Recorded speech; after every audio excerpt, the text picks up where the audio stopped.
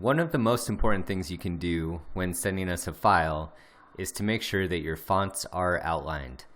Outlining your fonts means you're converting them from a type file into a graphic. This way, when we open up your file to prepare it for printing, we won't have any font issues or errors with fonts dropping out or not printing correctly, and it makes setup much easier. I'm going to show you a quick example of how to outline a font, and we'll do it in Illustrator. You can save it as an EPS or an Illustrator file or a PDF. As long as you've outlined the font, then we should be able to work with it. So I'm going to go up here to a new file, and for this example it does not matter any of this information. I'm gonna hit OK, and then with my type tool over here, which you can click the type tool or hit T for type, you can either draw a text box or just click on the document. And for this purpose, I'm going to click on the document and write type here. So I'm going to zoom in just to show you the text file.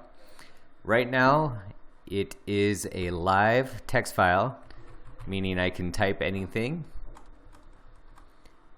And if you were to send us a document like this and we did not have that font, it could drop out, it'd be missing, it would not display correctly, and then we either have to ask the customer to have their designer outline the fonts or try and find it ourselves.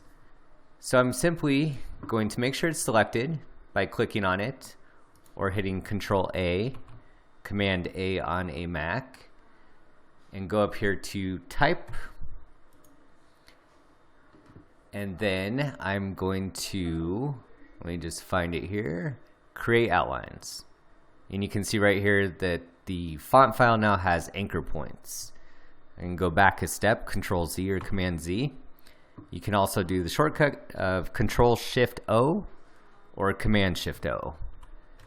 So now that it's outlined, right as you can see here, it is basically a graphic. You're no longer able to edit the type.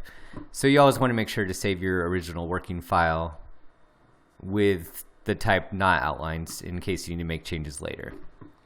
So basically that's all there is to it, to outlining fonts, and you can save it, as I said, as an Illustrator file, an EPS, or a PDF now.